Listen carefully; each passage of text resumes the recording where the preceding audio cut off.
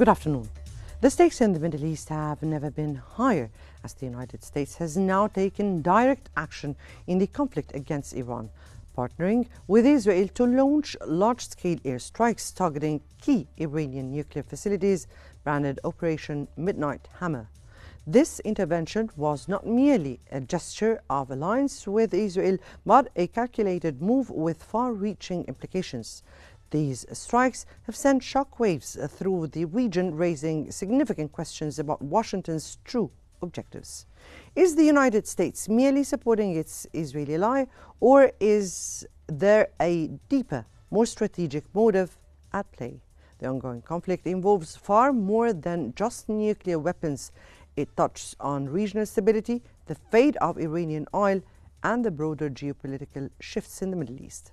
The question now is, what lies beneath the surface of America's latest military gamble?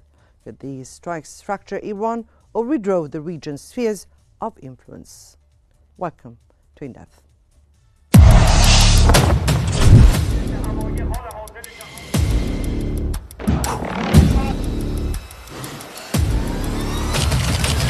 We're trying to make a deal so that there's no destruction and death.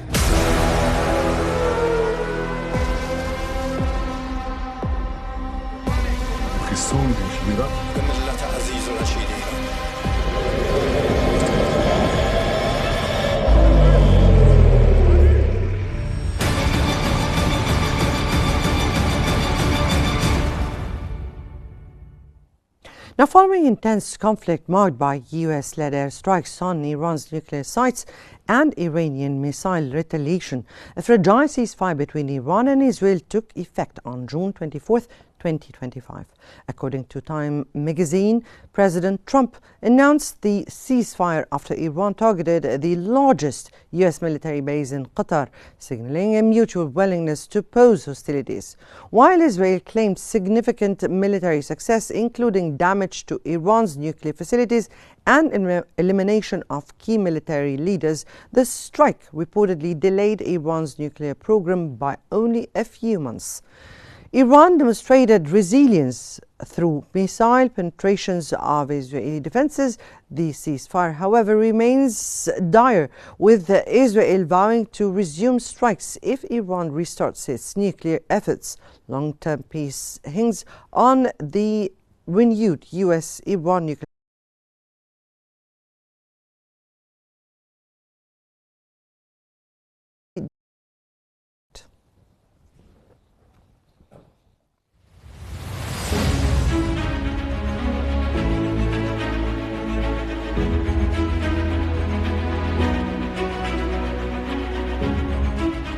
As the ceasefire between Israel and Iran holds, political tensions are rising within Tel Aviv over what comes next. As the guns fall silent between Iran and Israel, the war in Gaza rages on. Since Israel began bombing Iran, more than 860 Palestinians in Gaza have been killed. On the day the ceasefire with Iran came into effect, at least 71 Palestinians were reported dead, more than half of them shot while waiting for food. The UN warns of a man-made famine, and humanitarian agencies say Israeli attacks on aid seekers are escalating, with over 500 killed near food distribution zones since late May. Yet inside Israel, cracks are forming. Opposition figures like Yair Lapid and Yair Golan are urging the government to extend the ceasefire to include Gaza. They say this is the moment to bring detainees home and end the war. The families of detainees echoed this, calling it a critical window of opportunity. But Prime Minister Netanyahu and his far-right allies remain defiant, as he claims victory over Iran and continues his relentless attack on Gaza. As the occupation army shifts focus back to Gaza, the question dividing Israeli society is growing louder. If Israel can stop fighting Iran, why not end the war on Gaza too? Tonight, we're joined by two distinguished experts to unpack these complex issues. Mr. Mohammed Osman, an international relations specialist from Cairo, and Professor Omar Al-Bastanji, a political economist and analyst from Amman. Good afternoon to you both, gentlemen, and welcome to Qnews to In Depth. Let me start here with Mr. Osman. And let me here ask you, what, from your point of view, what do you think the main strategic objectives from the United States strike on Iran? Thank you for having me, Mona. It was rather clear that the United States allowed Israel to launch its war of aggression on Iran as part of a bigger strategy of trying to push Iran to sign a deal with regards to its nuclear program in accordance with the conditions that have been placed with the United States, primarily the condition of zero enrichment, the removal of all highly enriched uranium from inside Iran to a third country, probably Russia, and also subjecting the Iranian nuclear program to substantive and extensive international monitoring and supervision. So that was the way that, among the means that the United States has employed to pressure Iran, was the military means. And Israel intervened in the war for about 11 days. They have inflicted substantial damage on Iran's military infrastructure and also substantial damage on Iran's nuclear infrastructure. However, they could not take out the three major Iranian nuclear enrichment facilities, Fordow, Natanz, and Isfahan. So the United States intervened swiftly in a very swift operation where it used its own equipment and unique military capabilities to target these establishments. However, it's not clear whether the claims of President Trump stand. He claims that Fordow and others were completely obliterated, despite Fordow being about 90 meters beneath the ground level. However, other sources within the US government that have spoken and reports that were leaked to the press have questioned Trump's claims, varying from that very little damage was done to that substantial damage was done. However, there is no credible report that says that the institutions have been completely obliterated. However, nevertheless, Iran admitted that substantial damage did happen to its nuclear facilities. And now President Trump has halted this war and is seeking to engage Iran once again diplomatically. And Iran, on the other hand, President Pezeshkian did say in the speech after the end of the war, in which he claimed victory for Iran, he said that Iran is ready to return to the negotiating table to defend the interests and the rights of the Iranian people. So that means that Iran as well has signaled that it is ready for talks. And according to many reports, there were many communications between Steve Witkoff, President Trump's envoy to the Middle East, and senior Iranian officials throughout the war, meaning that they might have a certain framework for future negotiations ahead. And just yesterday, the United States hinted, according to some reports, that President Trump is ready to invest about $30 billion in Iran's civilian nuclear program in case they make a deal in order for them to develop it in a very peaceful manner that stands up to the American standards. Of course, we take this information with a great grain of salt. We cannot really believe such reports at face value. However, it does indicate that the United States end game at the end of the day is to reach a settlement, a political settlement with the Iranians with regards to their nuclear program, as opposed to the Israelis, who would prefer to go all the way militarily in the long war in order to destroy the nuclear capabilities, destroy Iran's military capabilities as well, and even topple the Iranian regime. And this is where the United States does not share the vision of Israel. Exactly, Dr. Osman. Here, all these reports, whether they are doubted or not, they all open big question marks about the real objectives of those strikes. I'll get back to you, Mr. Osman. Let me here go to Professor Omar. And Professor Omar, from an economic and political perspective, what are the underlying motives for the U.S. involvement beyond supporting Israel?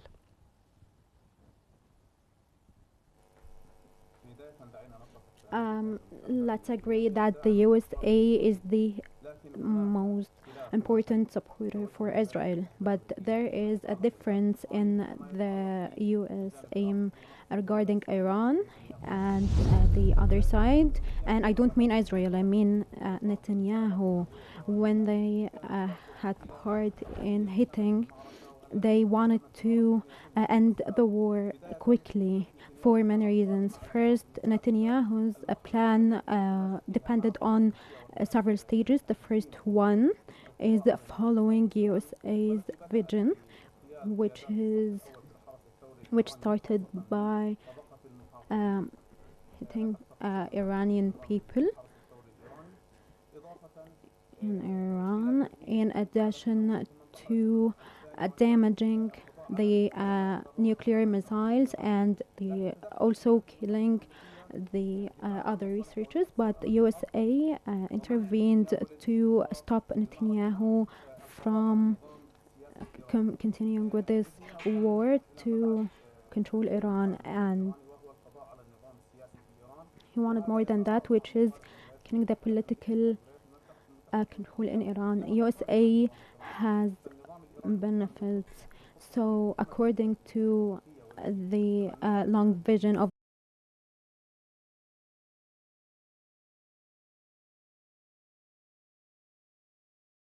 which he said in his theory, working on the differences in all kinds. So after falling, after the diminishing of the Islamic political in Egypt, so they wanted to keep Iran as a base for Islam in Middle East, and whatever it wants. The Middle East uses the USA uses Iran to they want, and having USA as supporter. And the second reason is the reduction. After 12 days of war between Israel and Iran, it started to eradicate, and we started to watch requests from Israel for people to leave Israel, and also tens of thousands of Israelis wanted compensation for what happened to their buildings and their jobs. And overall, that the huge budget of the war, they needed a huge budget starting from the they needed more than $200 daily. So the budget started to affect Israel's economy. Now, let me hear Professor Omar reiterate the question, because I'm not speaking about the Israeli side.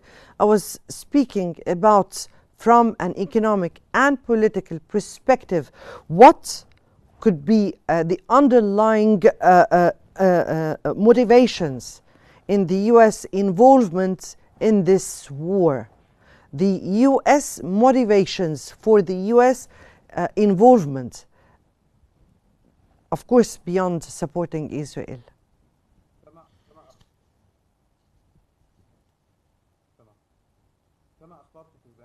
As I said, what they wanted to stop the economical bleeding because of how much it cost. Because, as I told you, it needs over $200 million daily. And this is so much in regards to Israel's economy, which depends heavily on USA's economy. And also the USA was afraid that Iran would use, so it affected the prices of energy worldwide, which increased the prices, which will affect the USA. And over that, that happened, there will be consequences, economic consequences in the USA, because they are concerned and they want to have Israel alive in the Middle East to accomplish their geopolitical goals. and of course, the USA will have to pay for Israel, so they didn't want to. So they didn't Yes, want to prolong that. but these are the answers to why it stopped its involvement, not why it was involved at the very beginning. But I'll get back to you, Professor Omar. Let me go here to Mr. Osman. And Mr. Osman, how do you see the role of Iranian oil in shaping the foreign policy beyond the military dimension?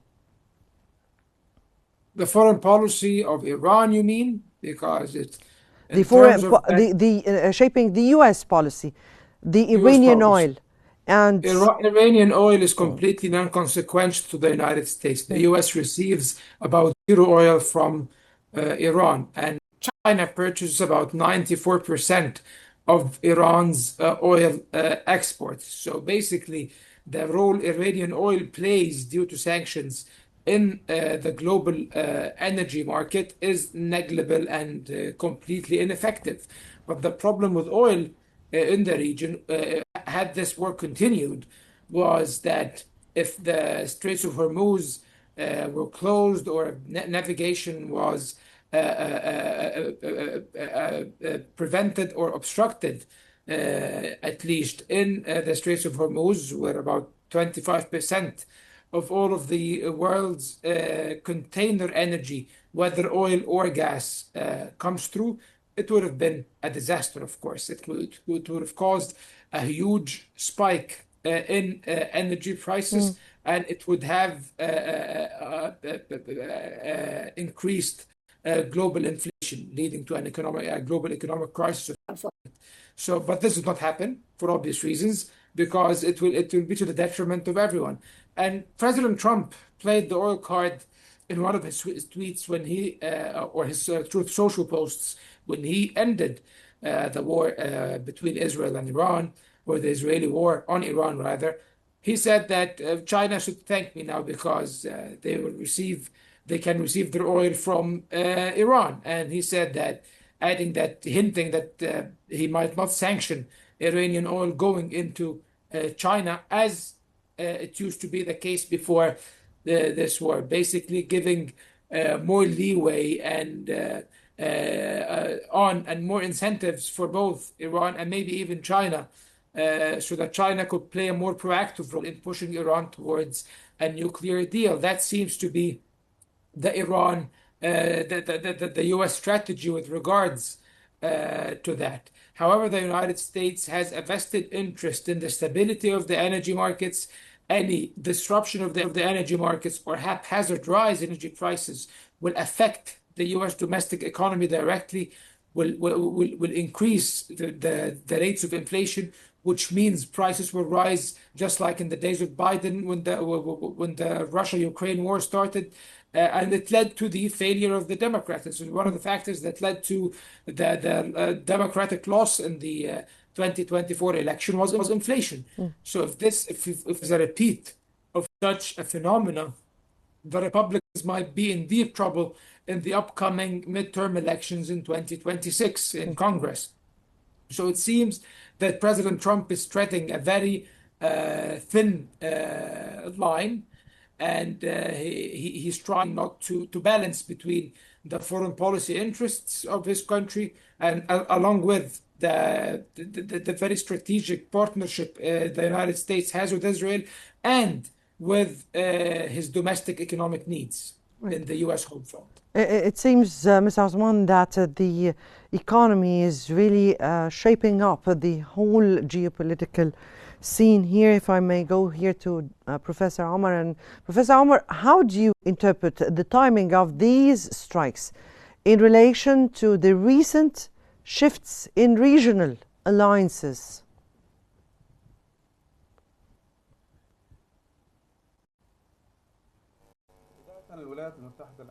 First of all, the USA wants to stop this war, especially after achieving its goal, which is destroying Iran's nuclear war, and they have real associates in the Middle East, and so they don't want to worsen this, which will cause damage to the Middle East and will have fragile relationships.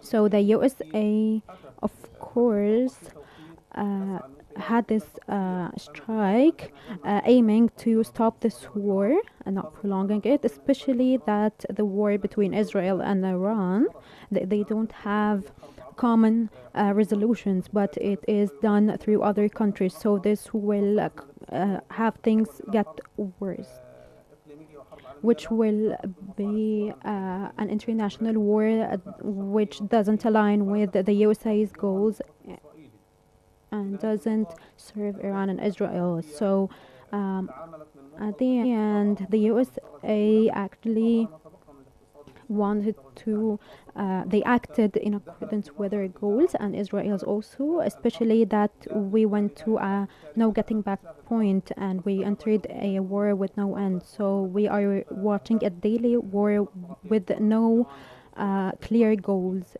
from Iran, Israel, or even Palestine. So we can see that the USA is more keen to stop this war because it went out of hand and it is not to achieve some goals. It is just for the sole purpose of having a war without any pros to any of this side. So I think the USA wants to stop this war from Netanyahu's side, especially after they offered Netanyahu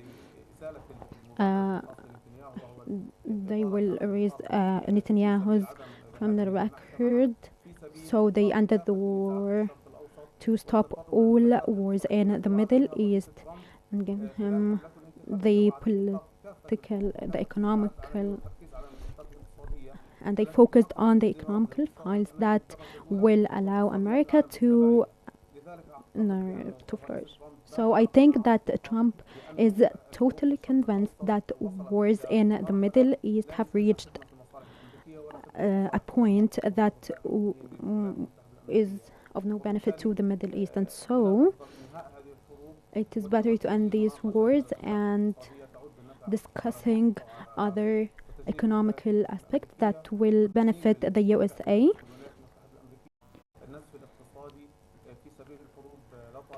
They just want to have war and achieving some goals for some Right. people in the USA and Iran. Right. Let me here go to Mr. Osman. And Mr. Osman, could these strikes accelerate the fragmentation of Iran internally? And what kind of signs are we awaiting to watch that happening? Everyone should hedge their bets at this point about the internal fragmentation of Iran. Not at this point, at least. If anything, the Israeli aggression on Iran supremely backfired on that front. There was a suggestion or a calculation that if the Israelis and the Americans target or attack Iran and attempt to destabilize the regime through degrading its military and security capabilities, because let's not forget that not only were military targets attacked in this war, but police stations, prisons, Basij bases, all of these are internal security institutions. So it seems that there was a goal by the Israelis to destabilize Iran and pave the way for an internal uprising of some sort. This did not happen, even though that the Iranian regime's popularity is at an all-time low. Yet the concept of a foreign aggression against their own country galvanized support for the regime, because people stood shoulder to shoulder with their own government to fend off a foreign aggression, a war of aggression, an attack by a foreign power. So it was rather counterproductive, and I think it did not deliver the required results. And this even led to the conclusion reached even by the Israelis themselves that regime change in Iran can only be achieved by the Iranians, because the Trump administration is not even remotely interested in the idea of regime change in Iran, because there is no viable alternative, and the regime has become so entrenched within the Iranian state that they have become almost inseparable. So if the regime collapse, there is a very good chance that the state would collapse, including the military and the security services. And of course, this will lead to chaos. Iran is a pivot state. It is a state that has huge strategic value. It is a large regional power. Its population is over 92 million. So you can imagine, Mona, Yes, I can law and imagine how order. will that reflect on the Middle East and the balance of power it will create. We thank you so much, Mr. Mohammed Osman and Professor Omar Al-Bastanji, for sharing your insights with us today. And I guess that concludes today's episode of In Depth. Many thanks for watching and stay tuned for more coming up on Q News.